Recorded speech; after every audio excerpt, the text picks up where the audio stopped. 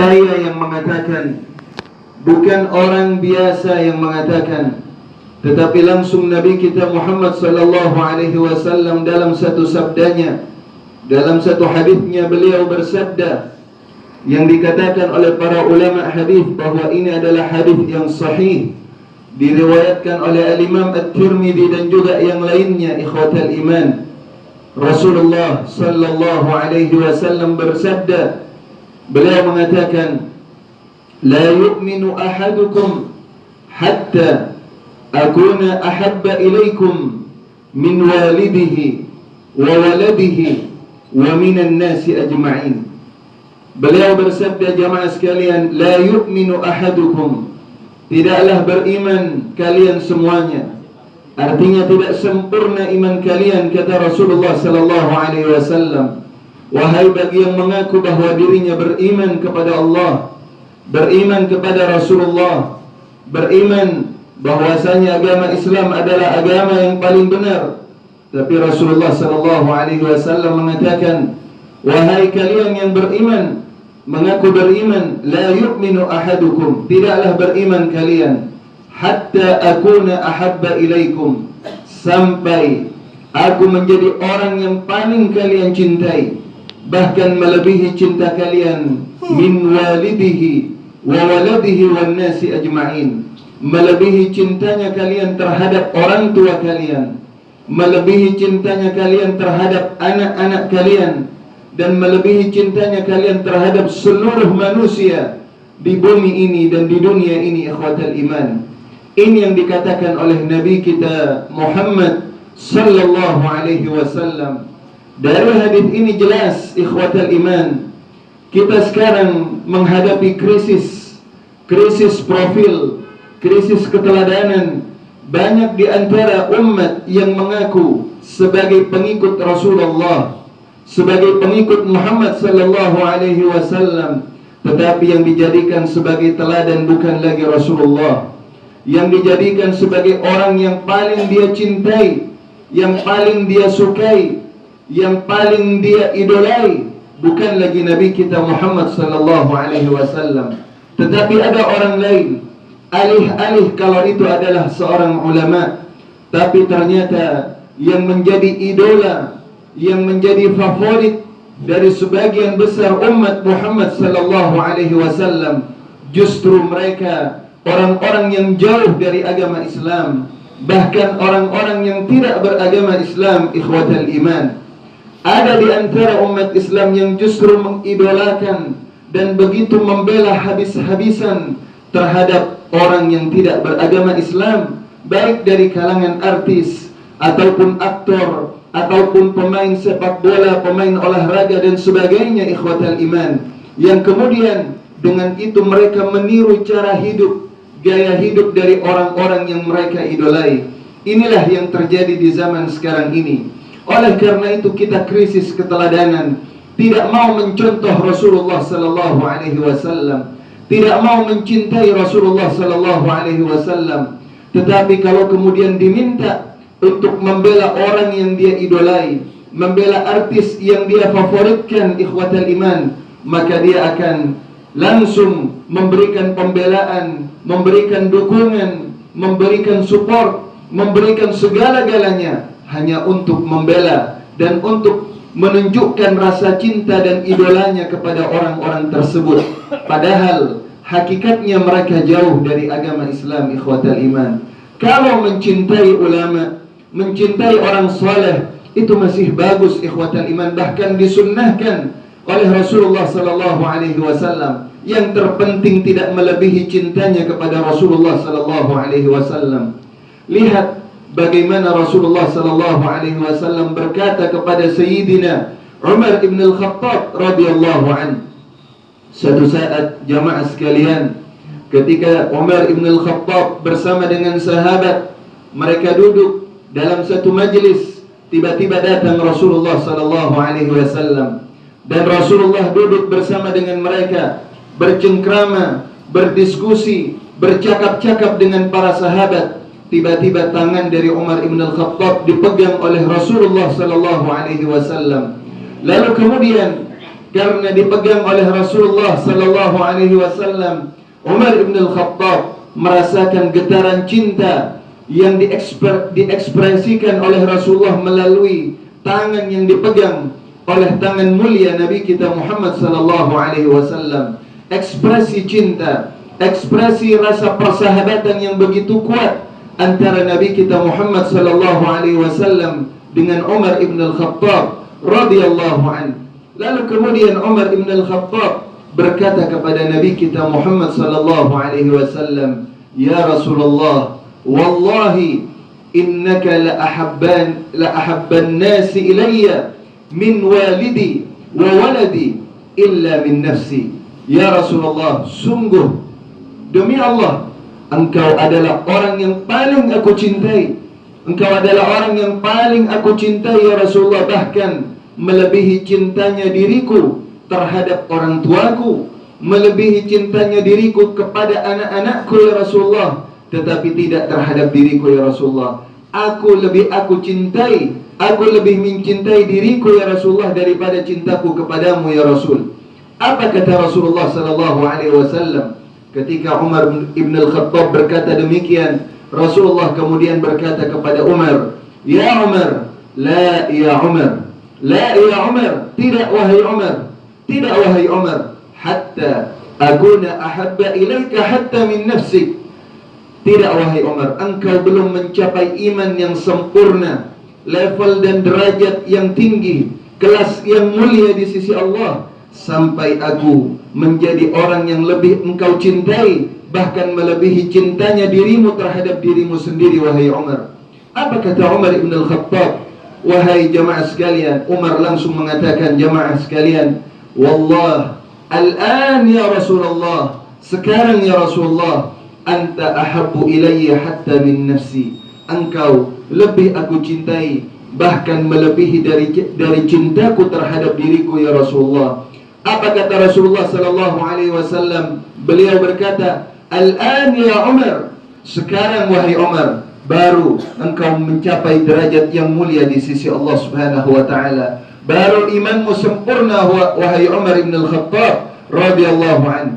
Ini wahai jamaah sekalian, begitulah cinta kepada Rasulullah sallallahu alaihi wasallam. Dan kalau kita melihat kepada sirah perjalanan para sahabat, bagaimana kemudian para ulama-ulama terdahulu mengungkapkan rasa cintanya kepada Rasulullah sallallahu alaihi wasallam di luar nalar dan logika kita ikhwatal iman.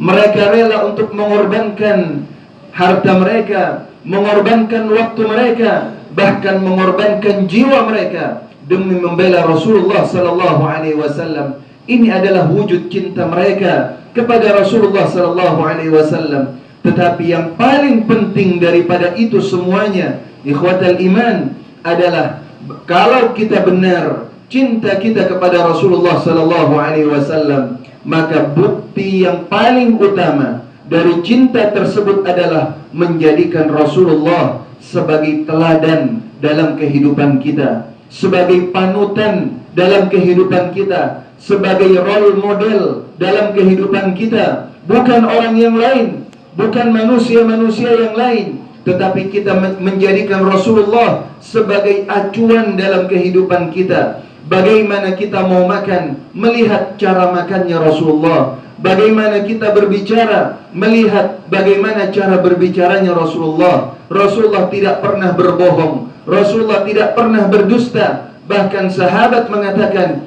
"Ma kana kadhiban wa in kana mazihan." Bahkan Rasulullah walaupun bercanda sekalipun ikhwatal iman, tidak pernah candaan Rasulullah berbau kedustaan dan kebohongan. Selalu jujur walaupun Rasulullah dalam kondisi bercanda bersama dengan sahabat-sahabatnya. Bagaimana Rasulullah, beliau itu tidur ikhwatal iman. Bagaimana Rasulullah bergaul dengan masyarakat, dengan temannya, dengan tetangganya, dengan pasangannya, dengan istrinya, dengan orang tuanya, dengan anaknya, dengan orang yang lebih tua ikhwatal iman. Begitulah seharusnya kita di zaman sekarang ini, karena Rasulullah sallallahu alaihi wasallam adalah manusia yang paling sempurna, yang kalau kita teladani Rasulullah dari segala aspek kehidupan kita di masa sekarang ini, maka kita akan mendapati disitulah ada keteladanan Nabi kita Muhammad sallallahu alaihi wasallam.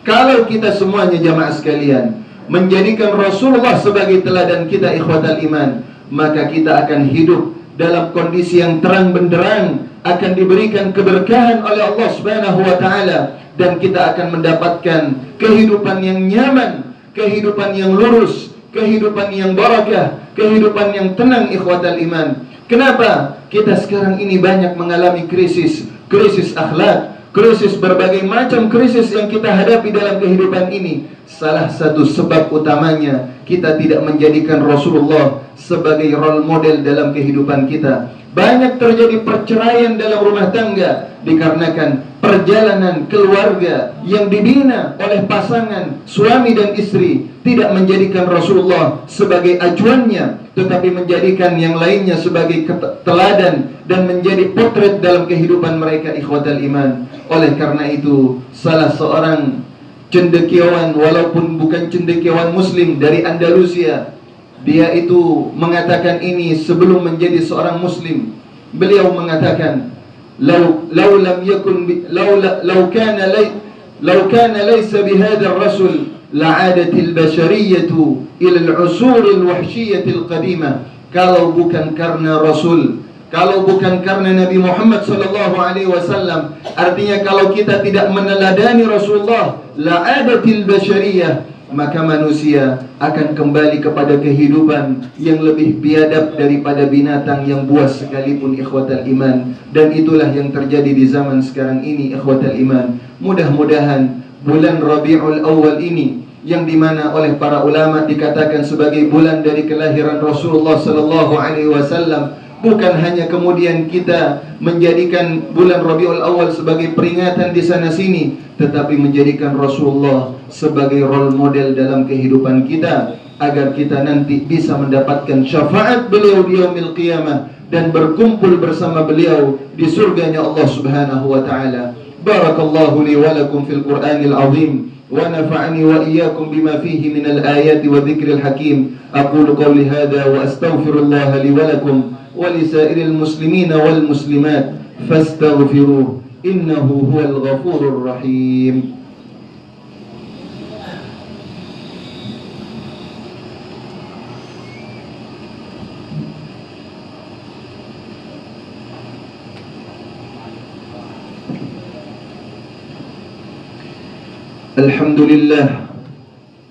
Alhamdulillah alladhi arsala ilayna khairal anbiya'i wal mursalin, wa ashhadu an la ilaha illallah wahdahu la sharika lah, wa ashhadu anna Muhammadan abduhu wa rasuluh alladhi adda al-amanata wa ballagha ar-risalata wa nasaha lil ummah wa jahada fillahi haqqa jihadihi wa tarakana 'ala al-mahajjati al-bayda ليلها كنهارها لا يزيغ عنها إلا هالك. اللهم صل وسلم وبارك وأنعم على سيدنا وحبيبنا وشفيعنا ومولانا محمد برحمتك يا رب العالمين. قال الله تعالى في القرآن الكريم وهو أصدق القائلين: أعوذ بالله من الشيطان الرجيم، بسم الله الرحمن الرحيم. يا أيها الناس اتقوا ربكم الذي خلقكم من نفس واحدة وخلق منها زوجها وبث منهما رجالا كثيرا ونساء واتقوا الله الذي تساءلون به والأرحام إن الله كان عليكم رقيبا. وقال أيضا: يا أيها الذين آمنوا اتقوا الله ولتنظر نفس ما قدمت لغد واتقوا الله إن الله خبير بما تعملون. واعلموا أن الله أمركم بأمر بدأ فيه بنفسه وثنى الملائكة المسبحة بقدسه فقال جل شأنه: إن الله وملائكته يصلون على النبي يا أيها الذين آمنوا صلوا عليه وسلموا تسليما. اللهم صل وسلم وزد وبارك وأنعم على حبيبنا وشفيعنا ومولانا محمد، وارض اللهم عن ساداتنا أبي بكر وعمر وعثمان وعلي وعن الصحابة أجمعين وآله الطاهرين والتابعين ومن تبعهم بإحسان إلى يوم الدين. اللهم اغفر للمسلمين والمسلمات والمؤمنين والمؤمنات الأحياء منهم والأموات. اللهم أعز الإسلام والمسلمين وأذل الشرك والمشركين ودمر أعداءك أعداء الدين. اللهم انصر من نصر الدين واخذل من خذل المسلمين يا رب العالمين. اللهم من أراد بالإسلام والمسلمين خيرا فوفقه إلى كل خير، ومن أراد بالإسلام والمسلمين شرا فخذه اللهم أخذ عزيز مقتدر. اللهم انصر إخواننا المسلمين المستضعفين المحاصرين في غزة. اللهم انصرهم نصرا عزيزا وارزقهم فتحا قريبا برحمتك يا أرحم الراحمين. اللهم عليك باليهود ومن أعانهم على قتل المسلمين يا قوي يا متين. ربنا تقبل منا إنك أنت السميع العليم وتب علينا إنك أنت التواب الرحيم. ربنا آتنا في الدنيا حسنة وفي الآخرة حسنة وقنا عذاب النار. عباد الله، إن الله يأمركم بالعدل والإحسان وإيتاء ذي القربى وينهى عن الفحشاء والمنكر والبغي يعظكم لعلكم تذكرون. فاذكروا الله يذكركم واشكروه على نعمه يزدكم ولذكر الله أكبر. وأقم الصلاة.